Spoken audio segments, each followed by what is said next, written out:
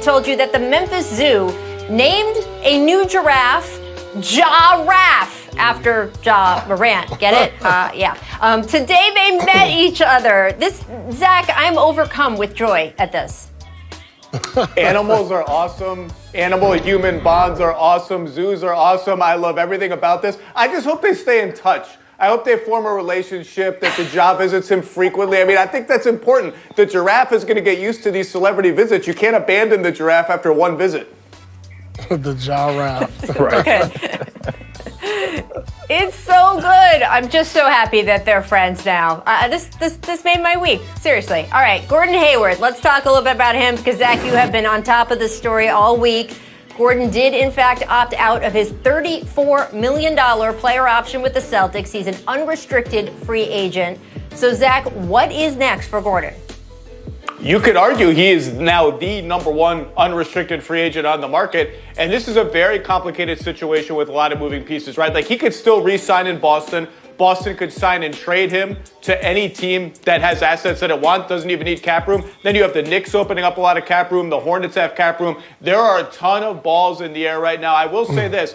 Boston and Indiana have been talking trade for the last couple days, and I think Indiana was very smart to wait out Gordon Hayward's player option deadline, because now that he's opted out, Boston has the risk of losing him for nothing, and I think Indiana, although he just can't walk there into their cap room, gains a little more leverage in those trade talks. So, but there are a lot of balls in the air. Yeah, just given age. And that's because he could re-sign in Boston for more money, right? Mm-hmm. He can re-sign the biggest deal in Boston, but I suspect the money will be relatively equal no matter which option he chooses. Yeah, that's a significant amount of money to opt out. You have to wonder if he already has a deal on the table. You know, when you're a player up there in age and you've been injury prone and you turn down $34 million for 1 year, you have to wonder if he has another long-term deal on the table. In most cases, players, you know, they arrange those things, but it's great timing for him because, you know, he does become the number one free agent. Because Anthony Davis most likely is going to sign with the Lakers. And, you know, he's that player can really, you know, help a team get to that next level, whether it's championship contention or even to the playoffs. So I think it was a great business move by him. Or, Paul, he could be lining up to get a lot of money from the Knicks or maybe the Hawks. You know, they have a lot of money there, and you know it's a great opportunity for Gordon to go there, the Knicks, and be a starter again and help take some pressure off an R.J. Barrett and kind of groom him into being a star player and a go-to guy, and not have him having all of the pressure of being the player to save the Knicks. Now you bring somebody with a veteran like a Gordon Hayward to kind of help with that, or he can go to the Hawks. And with the money that they have, and you know they have a lot of young guards in the Kevin Huerter, Cam Reddish, DeAndre Hunter, and they just brought in Snell, so they would have to maybe move a wing player possibly. But those are options as far as him making a lot of money. And like you were saying, as far as why would he turn down that type of money? But if he's looking for contention, then you know possibly the Pacers or something like that. It's so interesting. Certainly, Vince, hearing you talk about Atlanta, because you know quite a bit about that team, having just left that roster.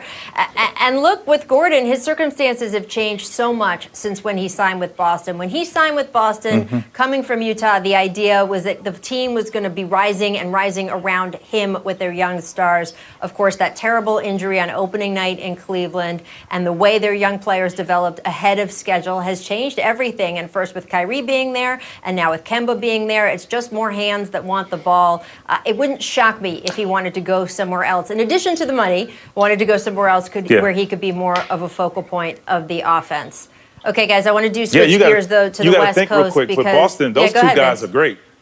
Those two guys are great. So it's tough to kind of say now, hey, Gordon, look at what we have here. They have two talented young stars of the future who will be obviously contending in the East and making the All-Star game for years and years to come. So it's kind of like the odd man out for Gordon Hayward. Yeah, and there's a point where you just want to be able to play basketball the way you want to play it, and that is valuable to all of these guys too. All right, let's switch to the West Coast. Klay Thompson, mentioned it at the top of the show. We've been talking about it for the last 24 hours. That right Achilles tendon tear during a workout on Wednesday in Southern California. Thompson's agent, Greg Lawrence, told Woj that Thompson is expected to be fully recovered for the start of the 21-22 season, but gosh, that feels like a long way away. Woj also reports the Warriors are finalizing a trade to acquire Kelly Oubre for a 2021 protected first-round pick, which will become a second-round pick if they finish the regular season in the top 20. Now, Golden State will absorb Oubre and his $14.4 million expiring contract into a trade exception. This is fascinating. They only had about 36 hours to get this done, costing the franchise, and this is the huge number, guys. I want you to listen to this. $66 million extra dollars toward its historic luxury tax bill. So, Vince, I was going to say tax money aside, is trading Oubre enough to help fill the hole of losing Klay, but I don't even know how you put it aside, because basically you're talking about adding a player who is not going to win you. That's not pushing you over the edge to a championship, and you're spending an extra, on top of his salary, an extra $66 million. Well, that tells me that they're still trying to win now and still stay relevant. You know, they want to stay, you continue to make the playoffs and stay relevant and keep your stars. I mean, obviously you get Klay back the following year, but they feel like they have a good nucleus of guys, and you get a healthy Steph Curry back now. So I still see them making the bottom half of the playoffs, somewhere between 5 and 8. But I like to see them add a free agent like a Avery Bradley if he opts out with the Lakers. Somebody like Avery Bradley as well to help with ball handling, and now maybe moving Steph to the 2 every now and then to be the shooter that they're missing from Klay Thompson. Not saying that Oubre is not the shooter, but you want Klay you utilize Steph's lights-out shooting, so why not bring somebody like Avery Bradley who can now go and guard the best player on the other side as well?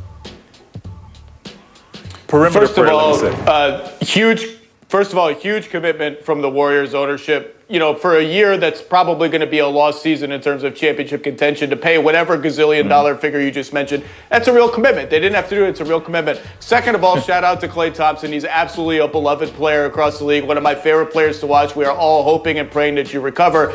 And as far as the Warriors, I think Oubre fits really well. He's a decent 3-and-D player. His shooting ticked up a little bit last year. We'll see if that's real. His defense can get a little better, but I think he fits well. And also, he's only 24. They can re-sign him. He can be part of the future, and they can figure out whether he or Andrew Wiggins is the more valuable player as they go down the line.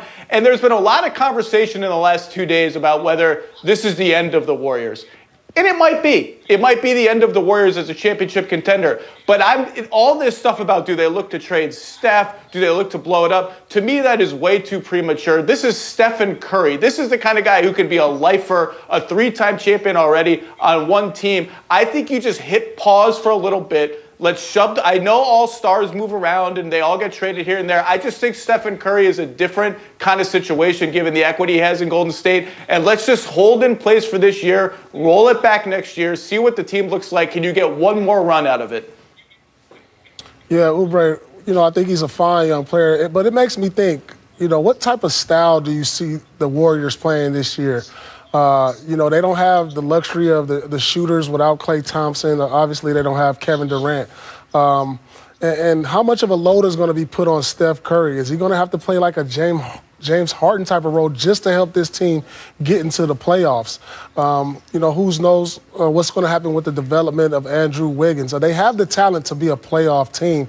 And no, they're not contenders with this move, but they put themselves in a position that they could be one player away, maybe an all-star or superstar back in the lineup to put themselves there. But, Oubre, while he's a fine player, he doesn't put them over the top, especially with the loss of Klay Thompson. Well, guys, that's why I kind of said something about getting a point guard or like an Avery Bradley or somebody who can handle the ball and now utilize Steph's ability to shoot the ball and, run off screens a little bit, because I agree with you, Paul. Like, who will they be? What is their identity now? So I think, if you're going to have Steph there, use them in different ways. Put them in different parts of the floor outside of just being the point guard. Well, I'm super impressed with Warriors ownership for making this move, at least making the season better for their fans. And by the way, the government in San Francisco, just at least for now, rejected their plan to test fans coming in the building so they could have increased fans. That's not going to happen. So that revenue, at least right now, is not going to come in for them.